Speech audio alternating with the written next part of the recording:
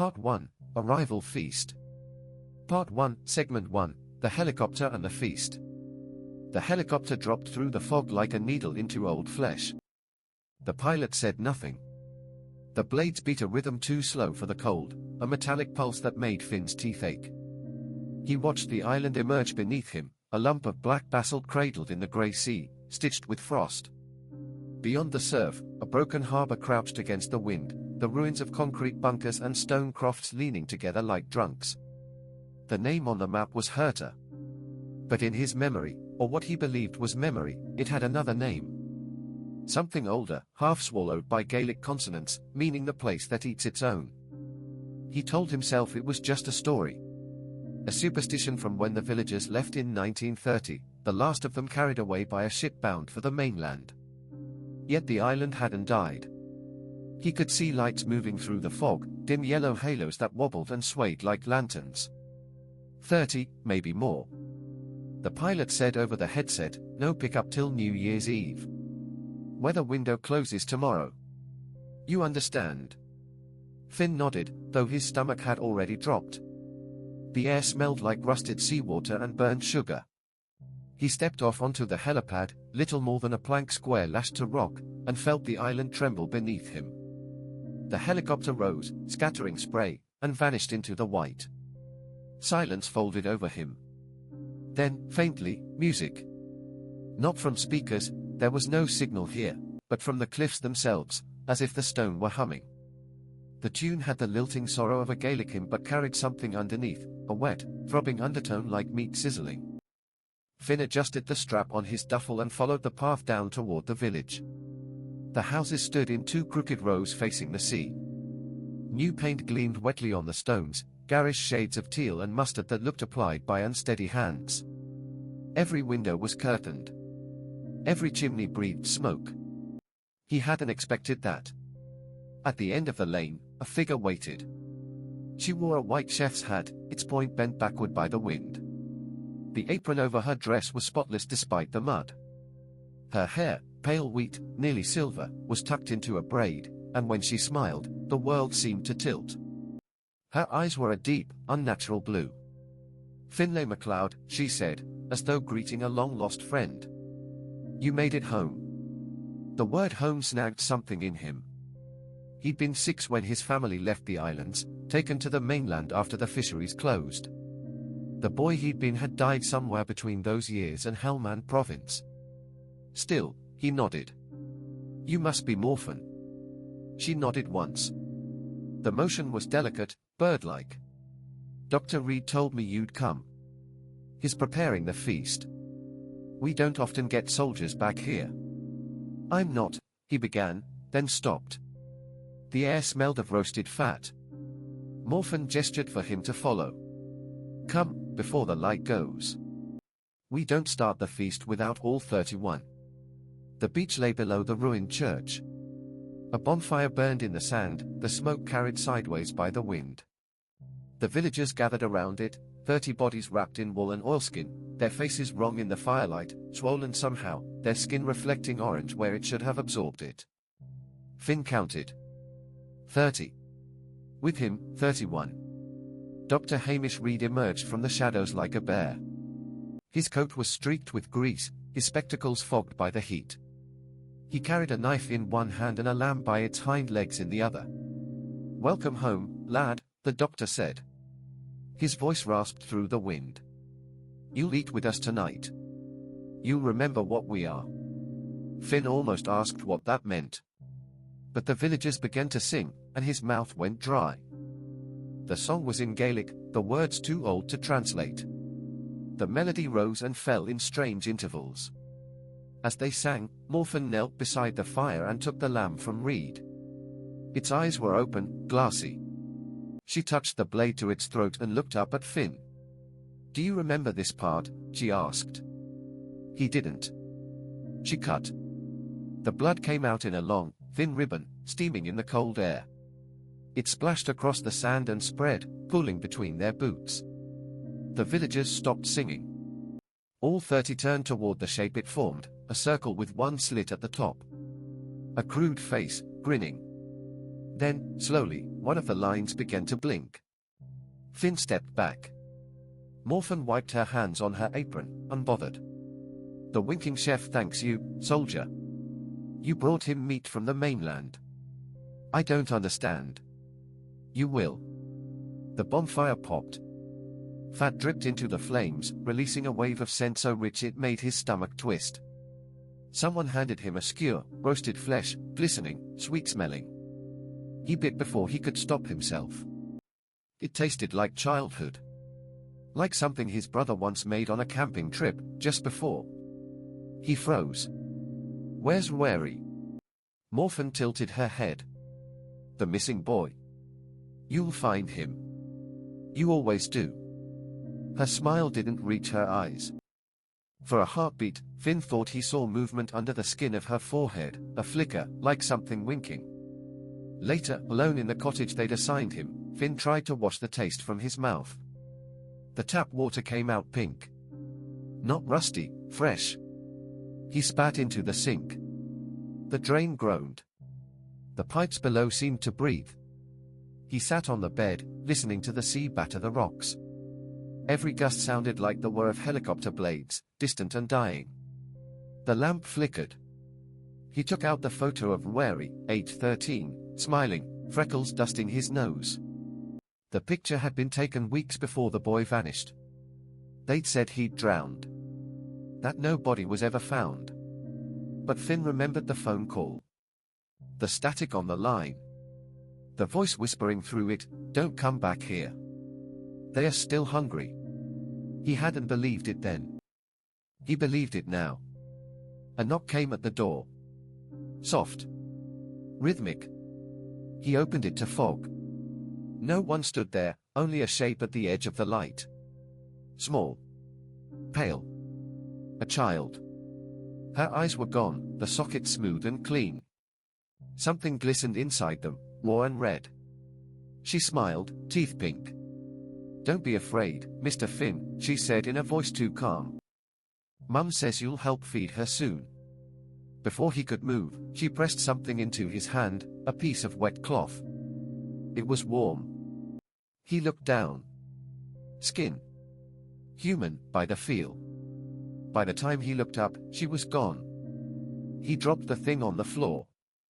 It twitched once, like something alive. Outside, the church bell rang once, low and hollow. The lamp flickered again, and in the flash between darkness and light, he saw the wall opposite his bed. A logo was painted there, the same face from the sand, only now perfectly symmetrical, the one winking eye rendered in luminous green paint. It pulsed. Not light, but heartbeat. Finn pressed his palm against it. The paint was warm. Somewhere deep beneath the cottage, something thudded back in rhythm. He stumbled to the window. The beach below still burned faintly with the embers of the feast. The villagers were gone, but the circle of blood remained. From above, it looked like a single eye staring up through the fog, and in the middle, where the pupil should be, something moved. A blink. And then, faintly, a laugh. Childlike. Wet. Segment 2, the green toilets. Morning scraped its pale knuckles along the black cliffs. The sea below hissed like oil in a ruined pan, all grease and spite, the foam clinging to stones the color of rotted teeth. Finn McLeod woke on the cottage cot to the tremor of distant machinery, a droning metallic cough that didn't belong on an island abandoned for nearly a century. His skull throbbed from the whiskey and the smoke of the night before, but deeper than the hangover was something else, a vibration that pulsed behind his eyes like a second heartbeat, as though the island itself were testing his pulse. He rose. The window panes were filled with salt and something that looked like grease. Out beyond the stone wall, the beach from last night's feast was empty now. Only a dark cross of ash where the lamb had burned, and, half buried in sand, the skull, hollow, gnawed clean. But where footprints should have been, the tide had left something stranger, faint circular impressions, like the lids of jars pressed into the sand, each rimmed with green scum. He pulled on his coat and stepped outside. The wind was raw, wet, heavy with the smell of brine and iron. He turned toward the village path, its cobbles half swallowed by moss. Overnight, something new had appeared along the lane, small green shapes dotting the fog, plastic gleaming damply. As he walked closer, Finn counted them: 1, 2, 5, 11. Portable toilets. Not construction toilets, either. These had no brand, no latch, no window. Just tall emerald coffins humming faintly, their doors sealed with the same black wax used on old letters. Each one had been placed with geometric care, forming a kind of crescent that mirrored the bay. There were 31 of them, he later realized, though at that moment, the number only brushed his mind and slipped away like a fly avoiding swat. He touched one. It was warm. A faint vibration, like breath, thrummed through the shell. The plastic flexed slightly, alive in its stiffness. Then, faintly, from within, a wet sound. Like someone stirring porridge too thick, or folding meat against itself. Finn jerked his hand back. The wind shifted. He thought he heard a child humming. He followed the sound down to where the toilets clustered most densely, near the hollow that had once held the church. The stone bell tower lay broken like a rib cage, gulls nesting in its wounds. There, beside the ruin, stood one toilet larger than the rest, a deeper green, the color of wet pine, almost black. The humming came from inside it. "Hello." His voice felt wrong here, like an instrument cracked in two. No answer. Only that tune, a nursery melody he half recognized, something his mother used to sing to Mary before bed. He pressed his ear to the door. Inside, something knocked. Once. Twice. 3 times, deliberate, human. Then came the whisper. "It's all right, Finn. You can come down now." The voice was neither adult nor child, it had the uneven sweetness of both, as if 2 throats spoke through one mouth. He froze, heart stuttering. He knew that voice, or thought he did. The latch, once sealed, now hung open like a split nail. He pushed the door. Inside, no toilet. Just a narrow shaft of concrete descending into darkness. The walls were slick with condensation, and the air smelled of copper and wet pennies. A single bolt dangled from a cord, swaying gently, lighting a ladder that vanished into black water below. The humming continued, fainter now, but steady. Finn hesitated only long enough to light his headlamp. He told himself he was only investigating. He told himself it was for Mary. He told himself the smell wasn't blood, just rust. The ladder shivered under his boots as he descended. Each rung felt soft, almost fleshy, as if sheathed in a membrane. The bulb above flickered once, twice, then went out. Darkness closed in. He counted steps. 12. 20. 30. Then his foot splashed into shallow water. The tunnel leveled out. The air here was hot, unnaturally so, as though the island's heart beat beneath him. The walls widened into a corridor built from poured concrete and, disturbingly, bone-white stone. As his light moved, he saw the pattern: ribs, not stones. Polished, fused together, forming the shape of a cathedral nave. A sign hung crooked from a rusted chain. Processing Hall B. Below it, someone had scrawled in charcoal. "We do not eat meat. We grow it." He moved carefully, the beam cutting across pools of standing water. Machinery droned somewhere far below, rhythmic, hydraulic, almost like breathing. He found rooms. One lined with hooks, each bearing a shape like a peeled fruit. Not animals. Not quite human either. The flesh had the dull grey sheen of whale meat. A faint steam rose from the corpses, perfumed with sweet spice and ozone. Another room held tables of stainless steel, polished and waiting. On one table, a child's lunchbox. Inside, small cubes of red meat packed neatly with parsley. A name tag, Kirsty. Something moved behind him. He turned. And there she was. Wee Kirsty. Her dress was white once, now mottled with salt and fat stains. Her face, what remained of it, was half mask, half child. The sockets were deep, stuffed with gauze and pink tissue. Her hands cupped a lump of something raw, slick as liver. She smiled, or tried to. Her lips had been sewn into a faint crescent, giving the impression of permanent politeness. Mum's hungry, she said softly. You came back. Finn's tongue felt wooden. Kirsty, you need help. Where's your mother? The girl tilted her head. Everywhere. She opened her hands. The lump of flesh writhed, a twitch, a tiny spasm. Then it peeled, like an eyelid opening, revealing a small green iris that pulsed to the rhythm of Finn's heart. He stepped back. What is that? She pressed it to her own eye socket. It sank in without sound. Her breath hitched, then steadied. When she looked at him again, both sockets blinked, one human, one meat. She's watching, Kirsty whispered. Through me. Through all of us. Through you. Finn's lamp flickered. The walls began to pulse, slow and synchronized, like lungs drawing in air. Somewhere distant, a mechanical laugh echoed, a deep male voice with an undercurrent of static, muttering Gaelic phrases too mangled to decipher. Kirsty pointed down the corridor. If you go that way, you'll see her kitchen. Don't look too long. It makes the eyes hungry. Then she backed into the shadows, dissolving as if the dark itself consumed her. Only the faint smell of raw milk remained. Finn followed the passage anyway. He found a staircase carved into basalt, spiraling down into what felt like the island's bowels. The heat intensified, bringing sweat to his scalp. The air thickened, metallic and sweet, roasted flesh. The hum of unseen machinery deepened into a slow chant, voices layered into harmony. Gha shin agi rai. Gha shin agi rai. We are rising. We are rising. At the bottom, a cavern. Vast, cathedral high. And at its center, something half mechanical, half organic, a colossal grinder shaped like a heart, pumping steadily, each contraction spraying steam into the air. Chains fed into its valves, dragging along slabs of meat too large to name.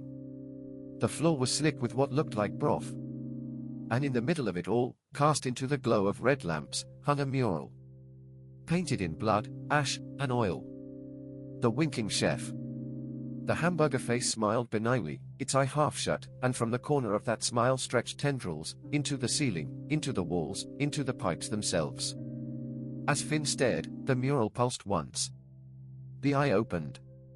Green light spilled out like bile. And beneath his boots, the floor sighed, a sound unmistakably human. A mouth under the island, breathing through the concrete. He staggered back, dizzy with the smell, the rhythm, the knowing. Above, the hatch clanged shut. Something whispered through the pipes.